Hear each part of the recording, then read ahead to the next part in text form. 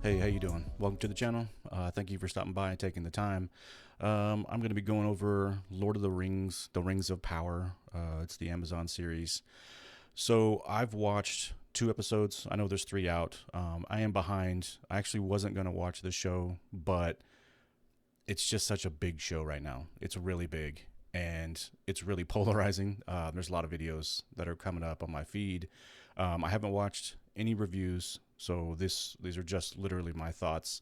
I want to watch other people's reviews. I love listening to people break shit down, but um, I don't like to do that when I'm watching shows and reviewing them. So I wanted to talk about a couple of bullet points real quick. First of all, like I said, the reviews are not good, and I think justifiably so. And I'll get into it. And the big thing that's going on right now with Amazon and the cast is they are really coming after fans. This was sort of a hot topic for God, I can't remember what year it was. It was like 2000. God, what was it? It's like 17, 18, something like that. That Amazon purchased the rights for Tolkien and this book. I only think it's for like a few books. I don't think they have rights or carte blanche over the whole anything Tolkien, but I could be wrong. Um, I'm not a big Tolkien guy. I don't. I haven't read the books. I don't like The Hobbit. I do like Lord of the Rings, the trilogy. I think it's really good. To me, this is just another show. But it's a big budget show, so it's one that I'm gonna, I wanted to check out. But it's Amazon and it's Hollywood, so it's the same typical tropes that's going on right now, and it's really, really old, and it's tired, and anyone who knows anything knows how this goes. Hollywood they get an IP, an established IP that's been around for decades, generations, I should say, with this one, and they want to make it current.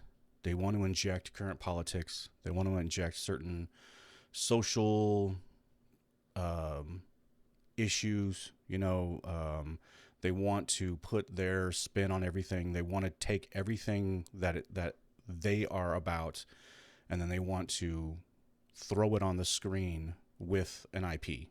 It's like a collage. So it's like it's not. They don't really have interest of making a real Tolkien show or some sort of a spinoff from the Lord of the Rings or even The Hobbit. Like I said before, I don't like The Hobbit. I think it sucks. But they're really just going out of their way, and they've even said as much. There's been videos, that interviews and stuff that the cast have done about this show leading up to the release. They're talking trash. They're saying, and it's like it's just the same old shit where they're just like, this is the most powerful message and we finally have this and we're the first ever this, and they lie. Like, they've been caught lying multiple times where you have cast members who are saying that it's the first time we've ever seen blank, you know, insert descriptor of race, gender, something like that, and it's a lie. It's not true. And it's really tired and annoying, and I don't like. One of the reasons why I wasn't going to watch this show was because of that. I was like, I don't really care. I don't want to. When I hear those things, it's a turnoff. I don't have any interest in it whatsoever. But it's a big show. It's kind of like Yellowstone. There's some things about Yellowstone that I really don't like, and they've done some creative things that I just completely disagree with, and they suck. It just comes out really poor on the screen. But it's so typical. It's just the regular crap that goes on with Hollywood right now. They get an IP, they inject their crap into it, and then when it blows up in their face, they point their fingers at you and me. They say there's something wrong with us, we're not real fans, or we're toxic, or we're racist, or we're some other crap, and it doesn't matter. Like, I'm technically a minority. I know I don't look specifically like a minority. My skin's pretty light, but I am Mexican, I am Native, and I'm a bunch of other European races. But that doesn't matter to them. Like, they talk about they virtue signal for all these things, and it doesn't matter who speaks out against it. If you speak out against it, you're a problem. So, I'm a problem. And it's so annoying. It's tired and it's old, but it does make for really good shows to review because it's bad. Like, I can just say this up front. This is a bad show. It's not good. What I've seen so far, the first 2 episodes, it's really bad, and we're talking like Kenobi, um, Hawkeye levels of bad. It's just it's poor. And speaking of Hawkeye, I've decided I'm going to do this the same way that I did that show. Actually, midway through that season, I sort of changed it up. I think it was I think it was Yellowstone that I changed up how I was reviewing.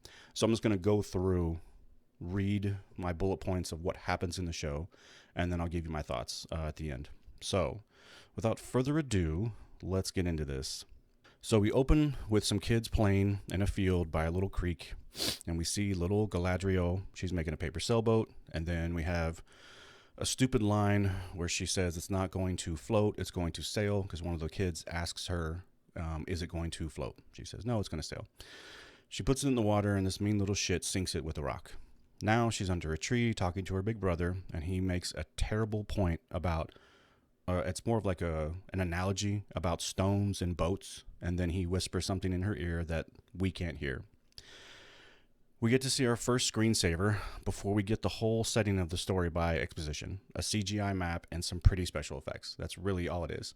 And I will say this, to me, this whole show is just a screensaver. It's a talking screensaver. That's all it is. So I'm going to call it as such. I don't really care about the names of these places. I barely give a shit about the names of the characters. But there are some main characters, and I'll name them. So anyways, let's get back here. So her big brother gets killed by Sauron. Galadriel takes his dagger, and that sort of sets the stage for the story. That's pretty much it. It's just an exposition, a map, and pretty special effects. All right, so then we zoom in on screensaver number 2. We see Galadriel and her troops climbing an ice-covered mountain, and they eventually stumble onto a castle that is so evil that fire, it can no longer warm anyone. Galadriel finds this hidden cave within the cave, and she finds this hidden mark on an anvil that evil can't hide. It's the mark of Sauron left that her dead brother had on his chest. So Sauron marked him, and she finds the same mark. So then a frosty troll nearly kills her entire squad before Galadriel gets a boost from a sword, and then she kills the troll with a few button spams. No problem. Then her squad says they will not follow her anymore, and we're going to end. Then we get, after that, they drop their swords, and they basically say, we're not going to follow where you lead. And then that was the beginning. Then we get the title splashed across the screen, Lord of the Rings of Power. All right, then we see our first look at screensaver 3, where we meet Nori and the Harfoots. She's leading some kids on some sort of berry hunt, and she spots a big wolf, and she ushers the kids back to the village. Now we see Elrond sitting in a tree on screensaver 4, writing a speech for his king. Then an elf attendant comes to let him know that Galadriel has arrived, and he's super excited. Then we get to see Elrond and Galadriel talk about how awesome she is, and she calls him a politician for asking her about her exploits. She's asking for a meeting with the king, and we learn that she disobeyed orders when she's hunting Sauron. This was against what her king wanted her to do. But she is still being rewarded with a trip to heaven. Back to screensaver 3, Nori is chatting with her mom about how she's bored with her life and wants an adventure, and her mom gives a bad monologue about Harfoots being free and everyone and everything else isn't free. Back to screensaver 4, Galadriel and her troops are given leaf crowns, and they are told they're going to Valinor, also known as heaven. That's what I gathered from it. I don't know what Valinor is. I don't know the lore, never read the books. It doesn't. I don't have any problem with people who love the books or anything like that. I just don't really care, and the show isn't good enough for me to care. All right. Next, we see Galadriel and Elrond talking in the woods, where he tells her that he showed the king the sigil that she found on the anvil. She tells him how much of a hard ass she is, and how much better than him she is, and how he hasn't seen what she's seen. She's amazing. She's awesome, and he just takes it on the chin. On the screensaver 5, we see a couple elves showing how smart they are and receptive they are as they walk through a village. One of the elves, his name is Arundr. I think I'm saying this wrong, but it's Arundr. Arender goes into a local pub. He asks about some poison grass. He gets discriminated against, and then he flirts with some cute local girl by the well behind the bar. And we stick to Screensaver 5. We cut to a watchtower where Arender, Arender, he's having a chat with his elf partner about his suspicions of evil still living in Screensaver 5 before hearing the elves are being called back home because evil is dead and no longer exists. It's really cut and dry. So we cut back to the village. The cute girl, her name is Bronwyn, and we see her and Arender check out some sick cow who has some evil juice squirting from its udders, and then that leads to them finding out where it grazed. So then they're going to head off an adventure to find out where this cow got sick from. And before we leave, we see Bronwyn's son. I think it's her son. I that's what I gathered, but they didn't specifically say that. This might be her little brother, but we'll just say her son for now. So we see him and his friend pull some evil MacGuffin from like some hidden compartment underneath the floor of a barn. Okay. And we know it's evil because when he holds it, they flash the evil sigil on the screen. And so just in case you missed it, we got to make sure you know that that's evil. All right, where are we at here? Okay, so then we go back to Screensaver 4. The king intimates that he believes evil still lives and tells Elrond that he'll be working with some famous blacksmith, and it really gets Elrond excited. I guess this guy's super famous. On to Screensaver 5, Arender and Bronwyn do some more flirting in a field, and then they see a burning village, and that's it. Then we swipe over to Screensaver 6, the Sundering Seas. We see Galadriel and her squad getting their armor taken off by some elves. They're on a boat that doesn't rock, doesn't sway in any way, shape, or form. It's perfectly still. And then we see some white birds appear from nowhere before the gate to heaven opens up. Then we see a comet fly over every single screensaver that we've watched, every single one, and every character that we've been introduced to. We see, aside from Galadriel, I don't think she's the only person or her group didn't see it, but everyone else that we've been introduced to gets to see this comet. It's flying through the sky. And then her, let's see, what was it? I'm sorry, I lost my place here. Oh, I'm sorry. So as this is happening, it's kind of like a little montage, I guess you could kind of say. So we see the comet, and then Galadriel staring blankly at her brother's knife, and then the stupid analogy that her brother made when she was a kid about boats choosing to float and rocks choosing to sink.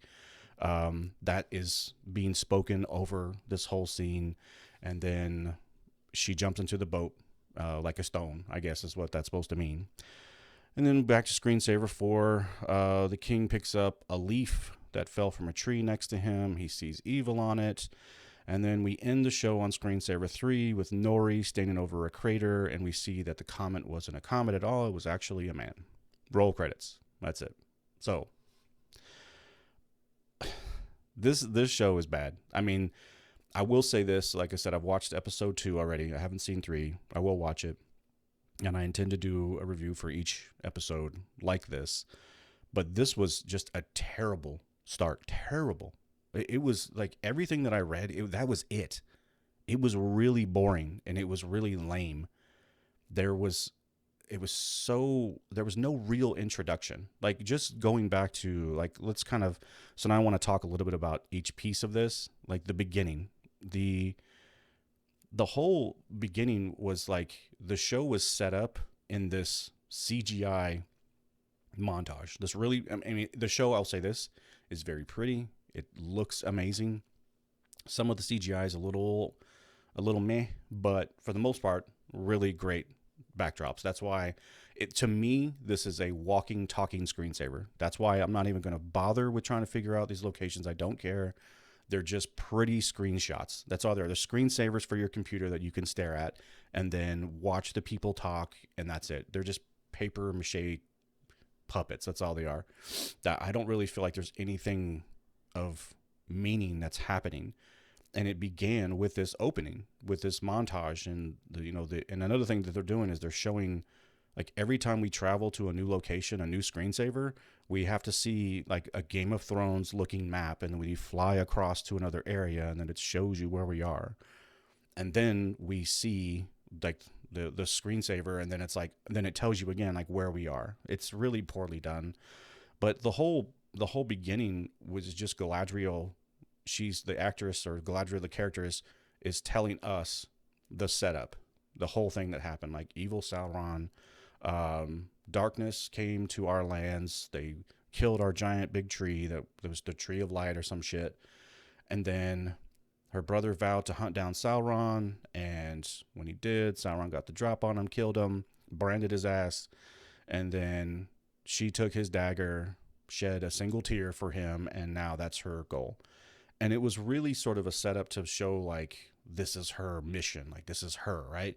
And it's not really a bad thing. That's not a like a revenge tale or something like that. That's totally fine. It happens. It can be done really well. It's just that this one was done really poorly. For starters, she is not a good character.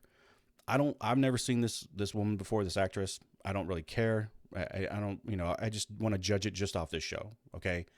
A lot of these actors I've never seen before. So, and that's not a bad thing. That is not bad. I'm all for casting new faces, out with the old and with the new. That's okay. There's plenty of young actors and new actors who are just as good, if not better, than what has come before them. So that's fine.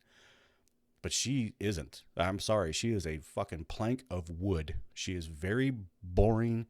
She has a couple of looks on her face.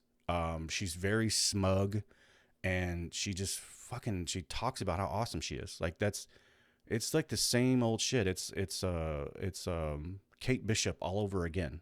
It's, like when she's talking to Elrond, even she's talking to him and she's like putting him down, like just immediately. And it's so funny because Elrond was super happy when he got the word that she was there. And so he's like, oh my God, why didn't you tell me? And then he rushes to see her, and they're talking, and it's so weird because, she's talking about the hunt, and she's talking about the sigil that she saw, and, and she, he's like, oh, I half thought you'd be showing up with covered in like mud and blood or whatever. And she's like, oh, actually it's troll's blood this time, and ice or snow or some shit like that. And it's like, okay, cool. Okay. You're a badass. Okay. But then he's like, she wants to talk more business. And he's like, wait, I want to know how you're doing. I want to know how my friend's doing. She responds by saying, you really are a politician, aren't you? You've become quite the politician. It's like, wait, what? He doesn't want to talk business. He wants to talk about to his friend. He wants to ask his friend about her exploits. And that's being a politician. It was such a stupid line. And it was meant to like emphasize that he isn't like what he used to be. And it's so funny because he's breaking away from politics and business to ask her about his friend, and she cuts him down. And it was so fucking cringe. The dialogue is really cringy. It's very poor. All of the actors, to me, I mean, and again, I will say this, I will give this show a little bit of a pass. This is episode 1 of the first time we've ever seen this show. Like it's ground zero. So shows take time to get their holding. I understand. Some shows do. Other shows, really good ones, they don't. Like the Terminal List, like Stranger Things season 1, episode 1 of Stranger Things, it was amazing. Okay, Cobra Kai season 1, episode 1 was damn great. Everything was about it was just really good, and I was pulled in immediately watching those shows. And there's other shows too, many shows like Black Sails and Breaking Bad, Better Call Saul. There's plenty of shows that have done it right. This show isn't doing it right, but that doesn't necessarily mean that it's all doom and gloom, right? Shows do bounce back. They do get better. They can, I should say. But this so far, it's really just poor character development. I don't really have any investment in these characters at all. Galadriel she's the centerpiece, and it's like, okay, and I understand that. I have listened to other creators who are, hardcore, Tolkien fans, and I get that they're going a totally different way. I guess Galadriel, who was played by Kate Blanchett, I think that's her name, the really beautiful actress. In the Lord of the Rings trilogy. This is like a younger version of her, I believe, but they've jumped the shark and they've made her this sort of sword wielding badass and orc hunter. And I guess that's not really what she does. That's not her thing. That's not her backstory. Okay, that's what they're gonna do, right? That's what Hollywood does with all of their IP. Anything they acquire, they just break it. They just shit all over it. So par for the course there. But if they would do it well, I think fans would be like, you know what, that's not really cool. Like, I don't really like that part of it, but it was really cool. Like, our character's badass and I really like her. They're not. She's so boring. She's so annoying. Like, she's so smug with everybody. She just talks down to everyone. She always has to have the last word. It just her introductory was her introduction, I should say, was just not good. And then, like, to further that, the opening sequence where we see her on the mountain and then they find that cave or the castle or whatever, this frost troll shows up, and we've seen trolls before in the Lord of the Rings. Okay, they're formidable, they're very large and powerful, and they're hard to control and hard to bring down. And I couldn't help but in my mind, like as I was watching it, I was thinking back to the Lord of the Rings trilogy and the Fellowship of the Ring. And when in that movie, the first movie, when Gandalf and Legolas and Aragorn, is his name, Frodo, they're all together. The Fellowship is they end up in this. I want to say it's like the dwarves like homeland or their whatever, this mountain castle they live in. Regardless, so they're fighting all these goblins, and this troll shows up, and it's a behemoth. It's really hard to bring down, and all of the characters had to work together and coordinate their attacks to bring down this beast. And this troll was like, it was just smashing everything. It was a bull in a china shop. It was knocking goblins over. It didn't give a shit. You know, whatever it took to kill the Fellowship is what it was going to do. And it was a really cool introduction. When it broke through the door, it was like, oh shit, what is this? And it wasn't easy. They didn't just fucking a couple of swipes and this thing fell down. And it was a very tense and well done introduction to that monster, or whatever you want to call it, that beast. And then when this frost troll shows up, they call it a frost troll, so I equate it to the same thing, right? Except it lives in cold and it's a mountain, or it's icy mountain or whatever. This thing was fucking lame. Like, it showed up and it was like, uh-oh, this big thing shows up. Okay, let's see what's going on here. And this troll just wipes the floor with her crew, with Galadriel's crew, just tossing them around. They can't get control of it. You know, they're not even successful in any way. Like, they really are not. And then and then the stupidest shit happens. She comes running out with her lieutenant. This is like their number one guy, and they both stop. They look and assess, like, okay, frost troll. He turns, lays his sword down on the ground and holds it in one hand, but he puts the tip of it on the ground. And then she runs and bounces off of it like a little trampoline. So she gets a sword boost. And then she swipes at the troll, and I'm not even kidding you. It's like 4 swings with her sword, done. And she fucking kills this thing. Doesn't even break a sweat. She doesn't look fearful. She doesn't look surprised. It just was like, it might as well have been a fucking squirrel to kill. Like, and it was like, I was like, wait, what is this?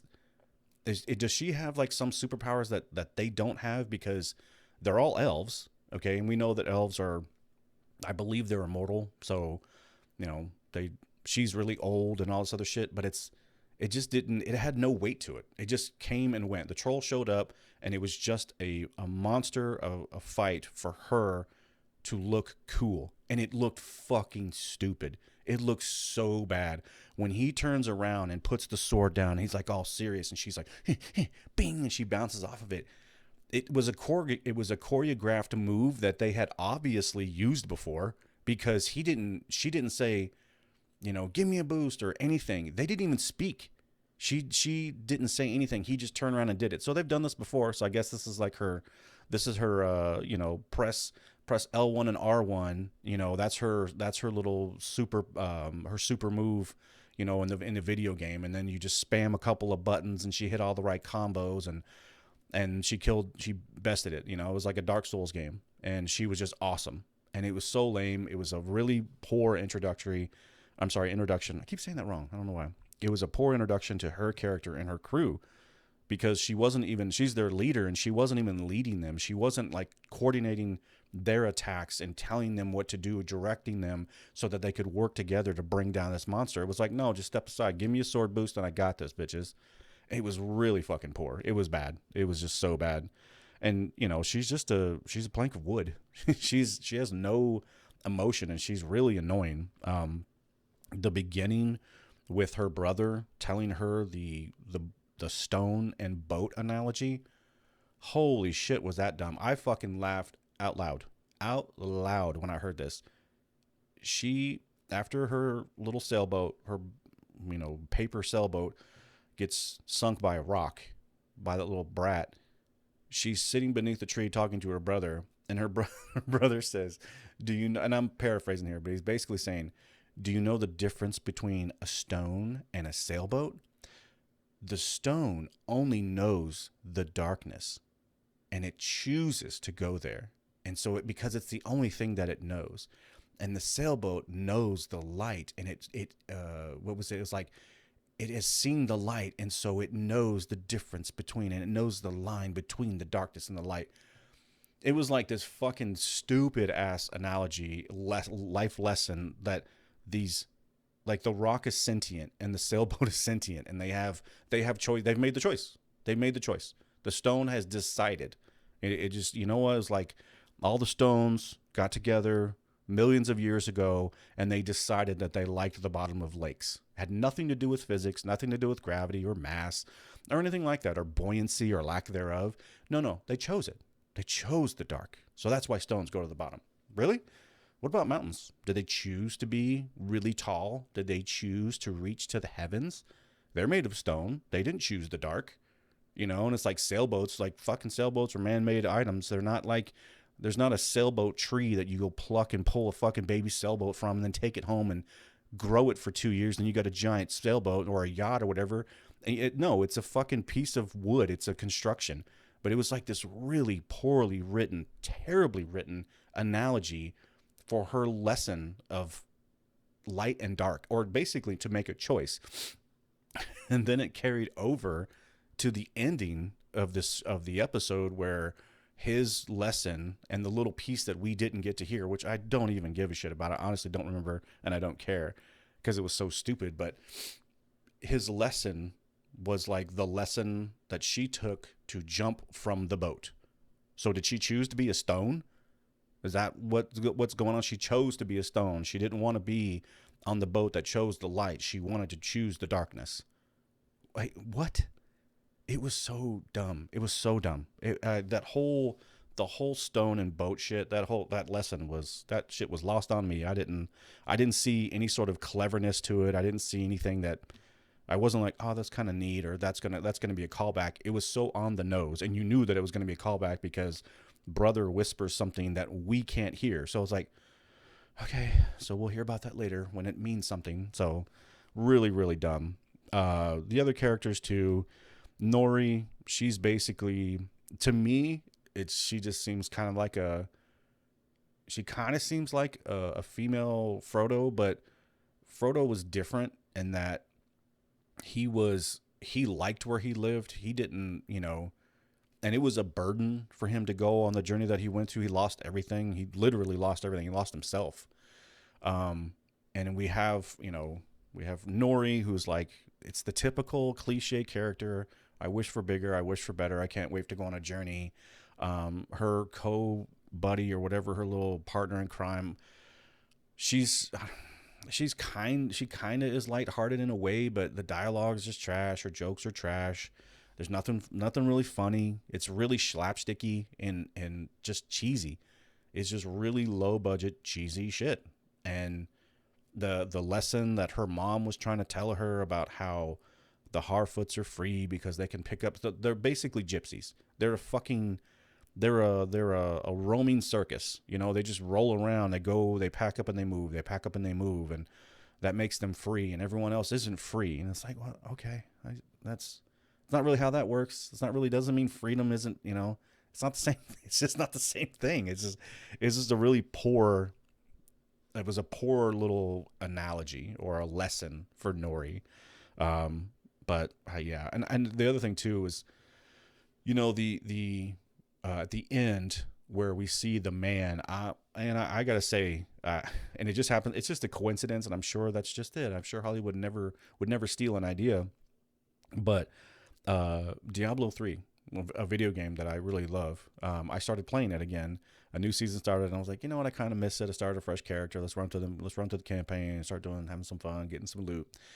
But one of the focal points of that game is there's a comet that falls from the sky, and your character is going to figure out what this comet or what it is, because it's supposedly a sign, and you know it's a big deal. And you go on this little journey on like the first act to discover that the comet was a man, and it was very similar. I just had that.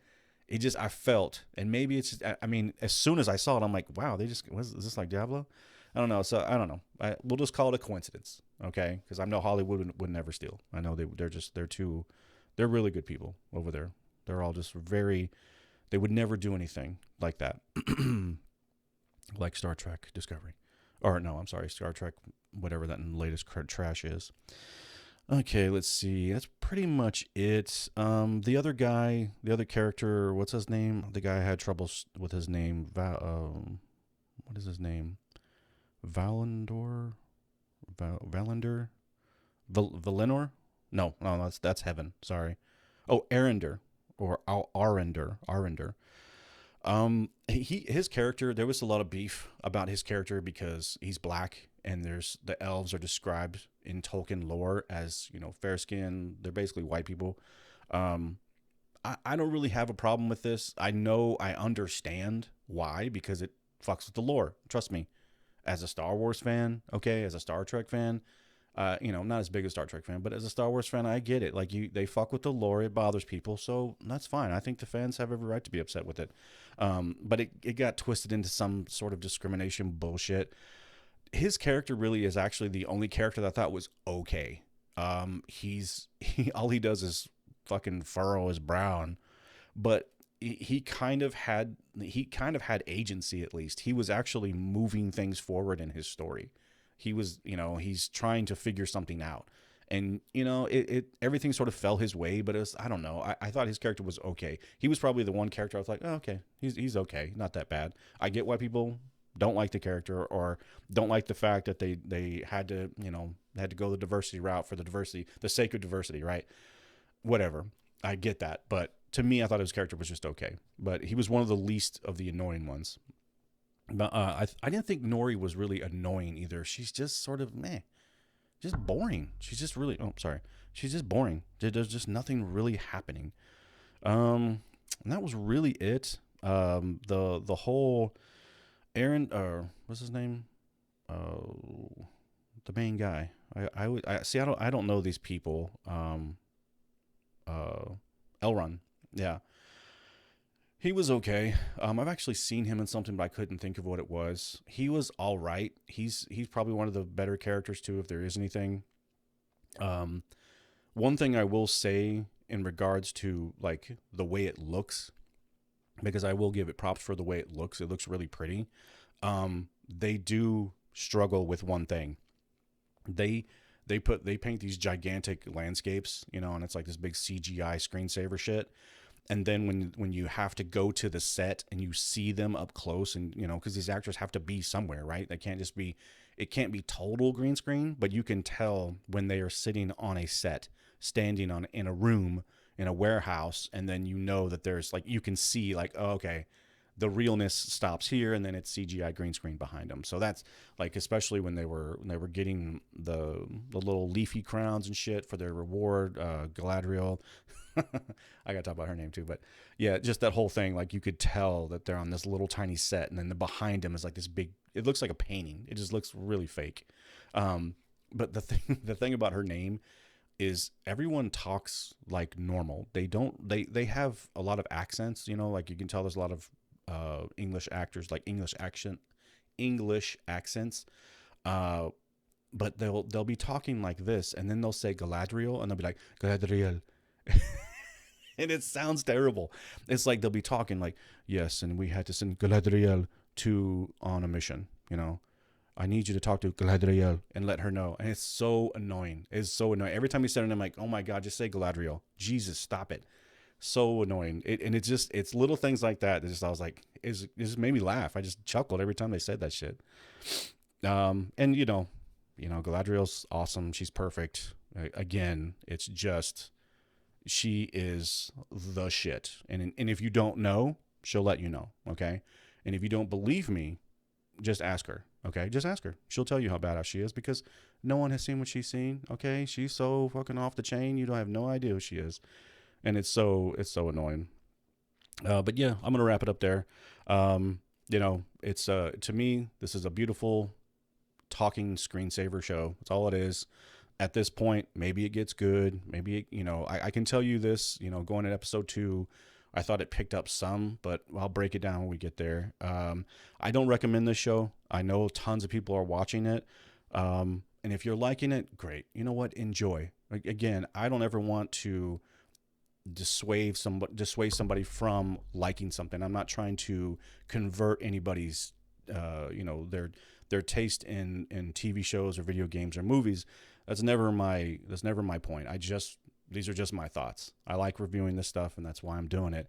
But if you're enjoying it, hey, that's great. And I can tell you one thing, if I'm not mistaken, it's one of the, if not the most expensive shows ever made, ever. Like, they spent I thought it was like a $500 million budget or some shit like that. It's really, really expensive. So they're putting a lot of eggs in this basket. They really are expecting this to do well. And from what I hear, it's not doing well. Every title that I see on my feed, it's just trash. It's bad. And a lot of, blaming the fans, a lot of cast members talking shit to fans, and it's not good. It's the same old shit, but it's not good.